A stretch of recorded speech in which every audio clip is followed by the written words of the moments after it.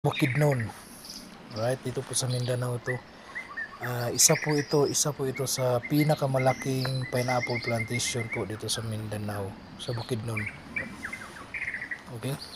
So, pag sinabing Bukidnon, takot na agad yung mga tao, pero hindi po.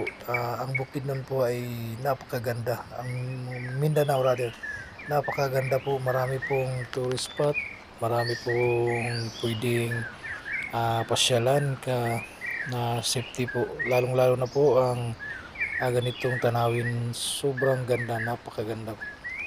Right, so sa ano lang po nito, sa bandang dulo lang po nito yung daan patungong yung sikat na tourist spot dito sa Bukidnon, yung Dahilayan Adventure Park. So dito lang po yan sa Bukidnon makikita, mga kakoys.